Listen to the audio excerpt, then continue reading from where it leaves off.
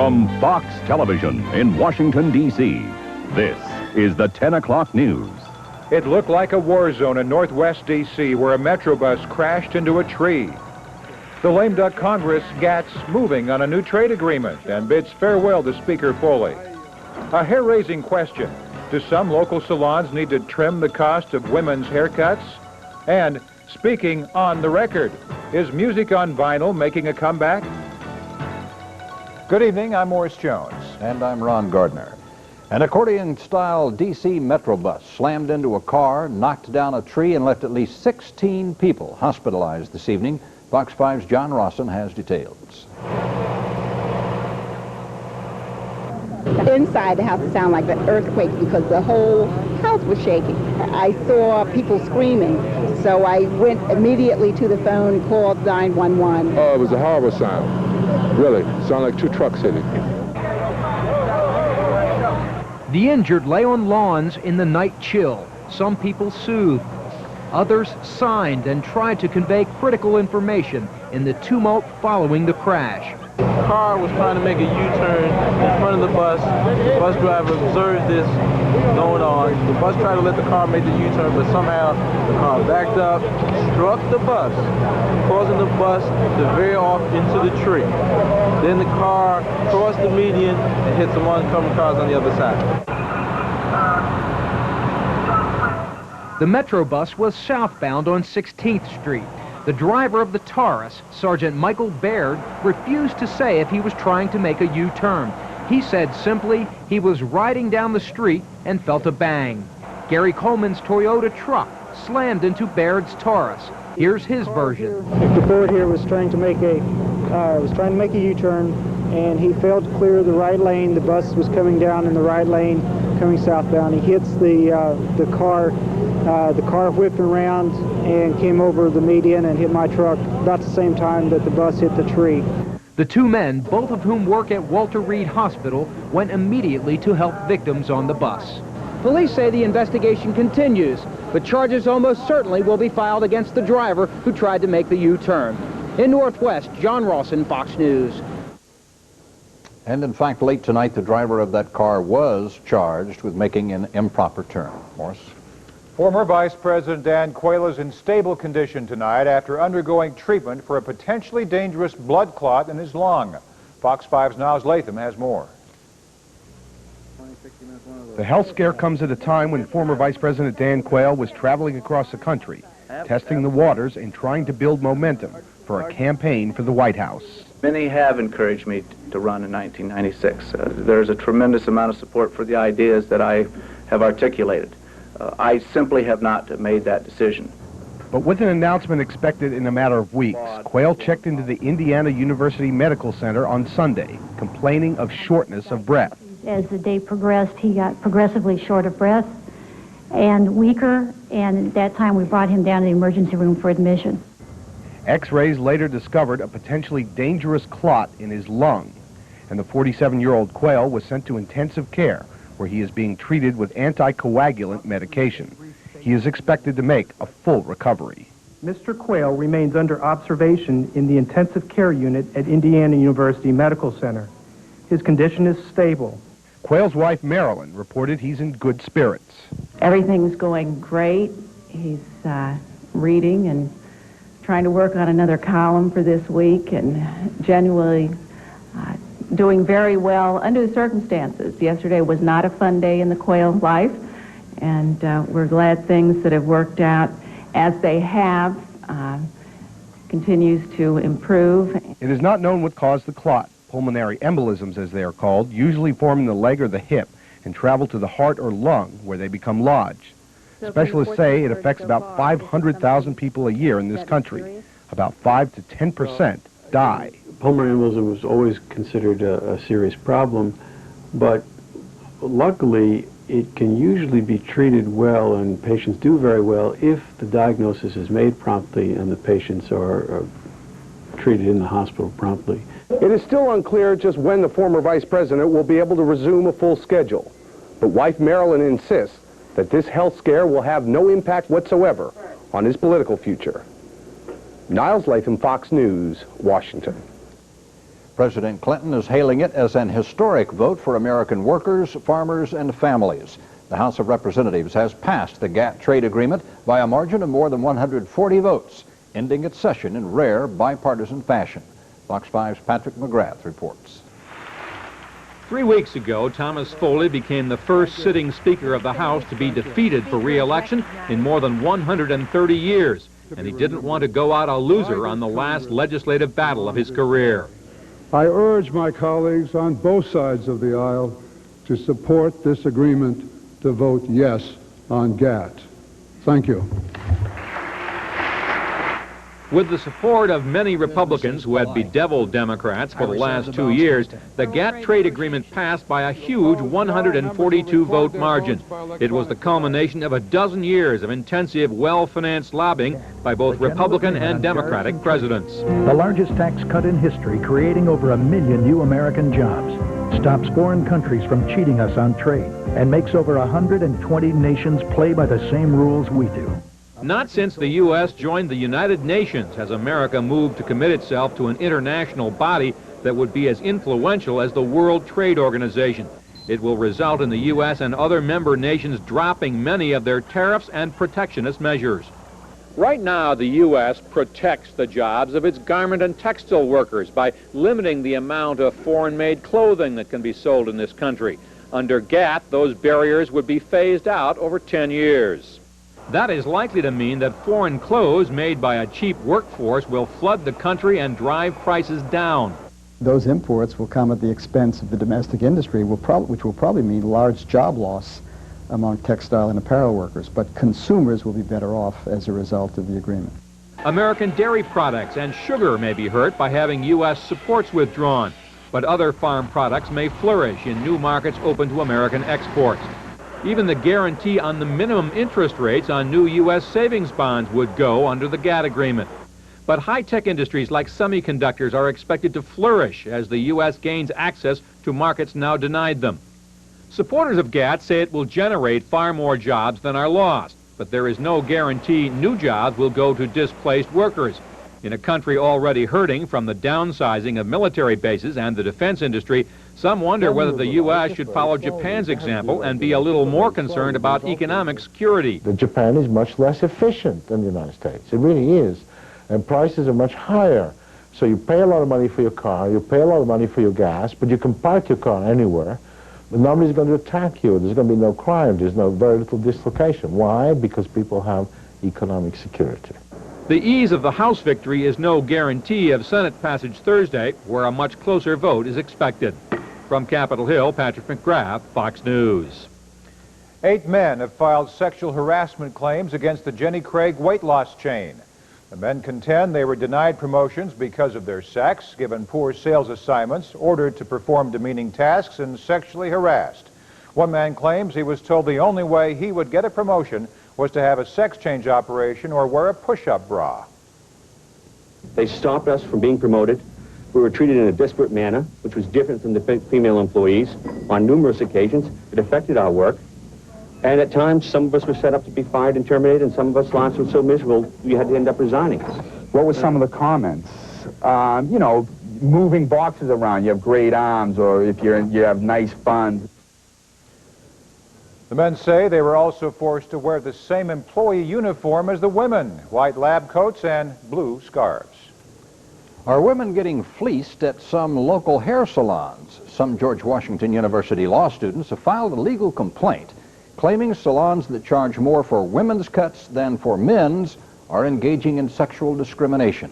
Fox 5's Jan Smith reports. The women who walk into this Washington hair salon are charged $12 more than men for a haircut and styling. To me, it's a traditional way things have been done in this business. It doesn't have anything to do with gender, men and women, race, sex. It has to do with the amount of work the stylist spends to do the job.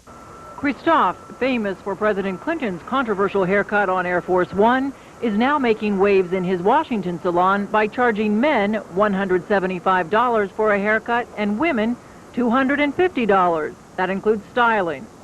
These George Washington University law students have filed a legal complaint against Christophe and 6 other salons in the nation's capital, claiming The salons are practicing sex discrimination by charging women different rates than men. Whatever they do, they ought to do it equally for women and for men. A man with hair down to his shoulders will be charged less than a woman with a crew cut. This is absurd.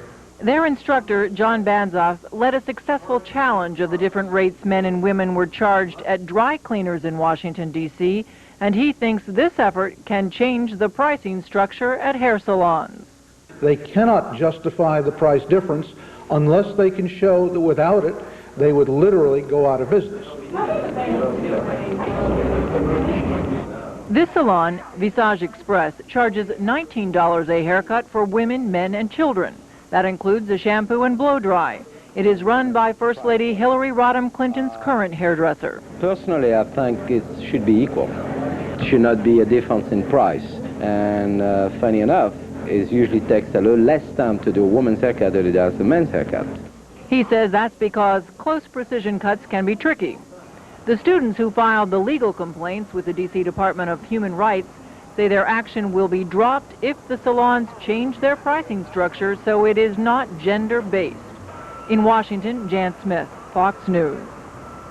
Coming up on the 10 o'clock news is the D.C. Corrections Department rehab program becoming a costly Hotel California. We'll have a special investigative report. An unlikely birth for a buck. The zoo fishes a deer out from down under. And I'm Sue Palpa. Some showers remain south and east of Washington. We'll take a look at that, and we'll also look at the winter outlook. I think it has a few surprises for some of us. Stay tuned for that. Popping the question when you're sure they'll say no on the next Tricky Lake. Wednesday morning at 11. Last night we told you about allegations of illegal drug use, graft, and waste at D.C.'s Correctional Treatment Facility. But there's much more to the story. Tonight, in part 2 of his exclusive investigative report, The Shakedown Redemption, Fox 5's Tom Hendrick looks at huge cost overruns at the facility.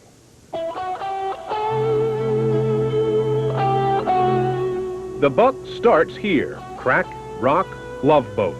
Drugs an estimated 6,000 to 7,000 felons now at Morton Prison were abusing at the time of their arrest. There was a point in time when I would have been trying to make a determination of the contents in your pockets. And not only that, I would be trying to determine a way of trying to get those things. But no longer. This man was among the first in the Correctional Treatment Facility's new drug rehab program, in which 9 to 12 months of best-in-the-nation therapy was promised. I had been over 20-year dope fiend. Today, I have absolutely no desire to use drugs. And I think that's a direct result of being connected with this program. It worked wonders. In fact, some called it the shining light in the Department of Corrections. But as time went on, inmates found once they got in, they couldn't get out. It's just like leaving you out there hanging. Although the most provocative finding in a 1992 federal study was an unexpected drop in success for inmates who spend more than 12 months in a therapeutic community, the program was expanded to 18 months. The program is currently an 18-month program. That's what it's taking us to address the needs of the population that we're currently serving, okay? But in length and cost, the program keeps going and going and going. For 1 year at $32,000 per inmate to $48,000 for a year and a half. And that's just for openers. I have people who have been inpatient at CTF for 2 years and haven't moved anywhere. In fact, legal advocates say most inmates stay 2 years in the program, some longer. And finding out why can take till the next of never. I've sent faxes to the administrative offices, I've sent letters by messenger, and I have systematically requested progress reports for clients in anticipation and preparation of taking them to the parole board, and my entities are completely ignored. No one will respond. As the attorney for these clients, I'm fully entitled to this information, and I've never been treated this way by any other program. In fact, they're waiting to get into a halfway house. Lawyer Phyllis Barron says inmates are stuck in bureaucratic gridlock. What they're doing is they're sitting there and they're waiting. They're sitting. They're sitting. They're sitting. Have you ever had to sit and wait for a late train or a late plane? You know how frustrating that can get? Imagine you have to sit and wait for a late life. Overcrowding is not the reason inmates wait for a halfway house space. Beds are going empty in this last and cheapest part of the treatment program. Corrections officials now acknowledge they changed the rules again. The department has had to relook at their position on transitioning violent offenders and also transitioning people into the community that have had prior escapes. So the rules did change after many of them got into the program? Sure, we had to relook at policy. A lot of people are frustrated about those changes. You know what I mean? It's like changing things in the middle of the race. But some claim not even the new Get Tough policy explains the release logjam. An estimated 30% of the CTF inmates don't have records of violence or escape. And federal officials say those who are considered too dangerous for release when the program is over should not be in it in the first place. The most important point here is the timing of treatment with release. And about the delays, such as those at the correctional treatment facility. Just like with any chronic relapsing disease, like diabetes, asthma, high blood pressure, you have to have continuous treatment. They're just simply housing prisoners there and then not providing the drug treatment and the counseling. And that's just a misdirection, a waste of a resource. It's a time bomb waiting to go off. This CTF employee says tensions also are rising and rising. They're sitting around and idle time with nothing to do, which they're playing right into the devil's hand. Estimates of cost overruns as a result of the delays approach $8 million a year. The estimates are just that, however, and accounting from the department was requested but denied. Finally, while critics call for major reforms, they do not, in these harsh budget times, call for killing the drug treatment program. That, they warn, would be a cure worse than the disease. Tom Hendrick, Fox News, Washington. A team from the National Zoo was called to Wesley Theological Seminary today to rescue a wayward deer. Officials say the buck jumped into the side of the building, then fell into a cooling tower pit about 15 feet deep. A zoo doctor tranquilized the deer so it could be examined and carried out to safety. Tonight the buck is resting at the National Zoo Hospital. It'll be released back into the wild soon. So the buck stopped there. Sure it is. Straight out of the 10 o'clock news reports that a California man drank his girlfriend's blood after seeing the movie Interview with the Vampire. And a comeback story or just smart marketing? Vinyl Records get a new release online. Thousands of Washington area commuters had to take alternate routes to work today after police closed a bridge linking the Capitol and Virginia because of a bomb threat. The Arlington Memorial Bridge was closed about 6 a.m. and reopened 3 hours later. Police say a man described as a veteran who frequents the Vietnam Memorial area told officers another vet had threatened to plant a bomb on the bridge with the timer set to go off at 8:15 this morning. We were able to prove a few statements the subjects made, and we were not able to disprove a few others. And because of that, at 4:30 this morning, we made the decision to go ahead and shut the bridge down. This was the second time this year that a bridge into the district was shut down during morning rush hour. Back in March, traffic on the 14th Street Bridge was halted when a man who said he had a bomb in his car held police at bay for several hours. No bomb was found. Francisco Martin Duran, the man accused of trying to assassinate President Clinton, will stand trial March 16th. Duran is charged with 11 felony counts for firing 29 rounds from a semi-automatic rifle at the White House last month. President Clinton was watching television inside the mansion at the time. If convicted of attempted assassination, Duran could get life in prison. Some say movies don't influence real life, but here's a story bound to send chills down your spine. A San Francisco woman says her boyfriend stabbed her and drank her blood 2 days after seeing the film Interview with the Vampire. Lisa Stellwagen says the morning after seeing the movie, Daniel Sterling told her he was going to kill her and drink her blood. The next day, she was stabbed in their bed. During a jail interview, Sterling said he was influenced by the film but cannot blame the movie. Here's an interesting segue. Has the warm weather come to an end? Sue Falca's forecast still to come on the 10 o'clock news. And I'm Steve Buckhantz. Bullets looking to snap that 5-game losing streak. And what a matchup tonight. Facing Patrick Ewing and the New York Knicks with Chris Webber in the middle. A Redskin is suspended for violating the league policy on steroid use. And Riddick Bowe offers no apology for this press conference cheap shot. We'll hear from the former champ and much more when the 10 o'clock news continues. This 10 o'clock news segment brought to you by Chrysler. Get ready and get set for next week's big event at your Washington area Chrysler Plymouth dealer. Triumph over tragedy. Olympic speed skater Dan Jansen tomorrow on Fox Morning News. Big changes in Montgomery County tonight. Police Chief Clarence Edwards has resigned at the request of incoming county executive Douglas Duncan. Edwards is the county's first black police chief. He is one of 13 top county officials whom Duncan has asked to step down. All the resignations are effective January 7th. The Supreme Court justices issued a ruling on a highly controversial case today upholding the federal ban on child pornography. The ruling was prompted by a California case involving sales of X-rated movies featuring Tracy Lords when she was only 15. The justices ruled the federal ban meets constitutional standards of free speech, but they say the law punishes only those who know the sexually explicit material features someone under the age of 18. Critics say that'll render the law ineffective. On Wall Street today, the stock market was mixed, with advancing issues leading decliners by a narrow margin.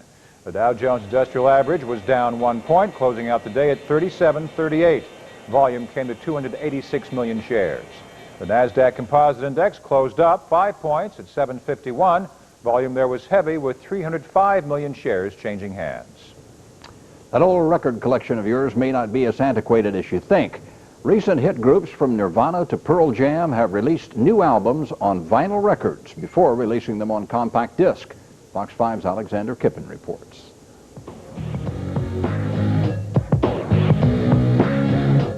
That's right, another music video promoting another compact disc.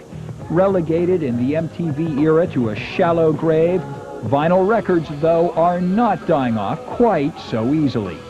You can still find large collections of records at places like radio stations. Take this, for example, the best of the Easy Beats featuring Friday on My Mind. Well, if you're like me, though, you don't even have any place where you can play one of these records. Still, that is not to say there isn't a healthy market for vinyl. Vinyl is somewhat of a fetish to a lot of people. That it's just a nice thing to have around. It's good for collecting. It's good for young bands who just have 1 or 2, 3 good songs at first to put out. Ditching its old title, Kemp Mill Records, today's Kemp Mill Music is among those stores selling promotional vinyl records like Pearl Jam's new Vitology. What do you think the prime motive is? In my estimation, the prime motivation is to sell the album twice.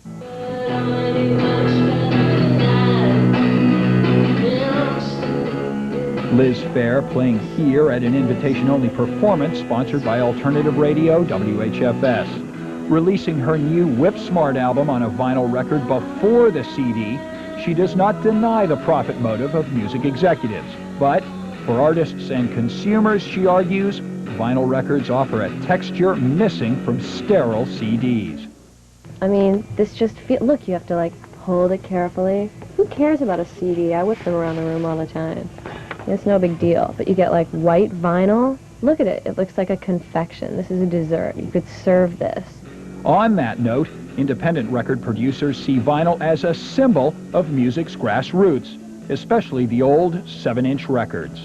And I think with most bands that we begin working with, the 7-inch is a great proving ground. It's, you pick 2 songs, you put it out there, you see what the initial reviews are.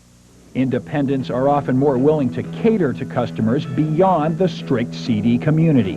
We do 3 formats when we can because we think people still want to make that choice. American Graffiti's spinning vinyl is long gone, but records, like rock and roll, may never die. Alexander Kippen, Fox News. It's just so much to worry about these days. Coming up on the 10 o'clock news, if you've eaten one of those confections or records and suffer from heartburn, help is on the way. Plus, someone could become $95 million richer. Will it be you? Tonight's business report is being brought to you by Shoppers Food Warehouse, where you get total warehouse prices every day. Everybody wants to know if this winter is going to be worse than last. True. And they'll change their idea. What, December or January they always change things? Oh, now just a second, Morris. You're talking about my good friends at the Climate Analysis Center. They've changed their name, Climate Prediction Center, by the way, and they've been working on some extended outlooks, and they finally released the big one. We get calls on this thing in about August and September. Folks want to know what December, January, and February meteorological winter will be like. And look at this. Here's Washington in the orange. It looks like much of the East Coast is going to stay the way it was most of November, above normal. What are the odds of that happening? About 60%. Which is a pretty good odds. 65% as you head down toward Norfolk and coastal sections of the Carolinas, 55% up through the Great Lakes. That would be a surprise for them. Where's the cold stuff? Where's the snow? Out here in Idaho and Utah, where Alta Ski Resort picked up another 16 inches of snow today. That wouldn't be a big story, except that was 200 inches for the month of November for them. They are really seeing intense snowfall out there. What about precipitation? Well, it looks like in some of these areas it will actually be below normal for the next 3 months, so 55 to 60% tilt of the odds. No real tilt for us here in Washington, and it looks like most of the heavy-duty rain, the above-normal precipitation in the form of mainly thunderstorms in these areas, down through Texas and the south-central part of the United States. So we'll be watching to see how that pans out. I know for this week it looks like it's going to be accurate. Temperatures today were actually above normal, 57 degrees at National. Dulles hit 56 degrees. BWI also hitting 57 degrees. Our low temperature 37 degrees and 28 in the suburbs. The barometer right now, 3016 and rising, and our current temperature is 47 degrees. We have a lot of clouds around, and let me show you a couple of things that have been producing a lot of that. We have Washington in the middle here, and you can see all of the clouds. This is from the storm system, that frontal system that went by yesterday, and it has been very stubborn. It's hanging out right here along the coast, and because of that, there's been quite a bit of rainfall down to our south. That front extends all the way out to the Gulf Coast, and there's a weak area of low pressure that's going to try to ride up and along this frontal system, and that will send a little surge of moisture this way, but I think it's going to miss Washington. Most of the sprinkles have been south and east, mainly light rain. Once that storm system gets to our north tomorrow, though, the clouds are certainly going to decrease very quickly, and we're going to return to sunshine. So tomorrow looking pretty nice after we get rid of this frontal system. Here's the ending position of the radar tonight. We've had this in motion. It already stopped already, but you can see that the rain is just south and east of Washington. It will slowly but surely start drifting more to the southeast as the night progresses, but I wouldn't rule out a little bit of moisture if you're watching us on cable down there later on in the morning and certainly in the overnight hours. This is Doppler radar picking up a little ground clutter around the site at Sterling, Virginia. Otherwise, most of what you see down along the eastern shore and the northern neck of Virginia is very light rain that has been moving rapidly to the northeast. And we're probably going to see that continue. Now, overnight temperatures will get chilly because we think the clouds may try to thin out closer to dawn, and that will allow temperatures to drop into the 30s, teens, and 20s again through the plains. Boy, they're certainly not getting any shortage of cold air over the past several weeks, that's for sure, as the big storm and snow makers have been affecting the west coast primarily. Here are clouds in motion, and you can see the back edge as they start to thin out. Pittsburgh is in the clear, so we will get back to a bit more sunshine tomorrow, too. Temperature-wise, it's going to be a little cooler, though. Most of our area will see temperatures in the high 40s. I think in Washington, we can probably get up to about 52 degrees tomorrow. And again, a lot of sunshine. With the stationary front hanging off the coast, it will eventually slip farther to the east, and this week is looking very settled for us here in Washington. So tonight, mostly cloudy, that light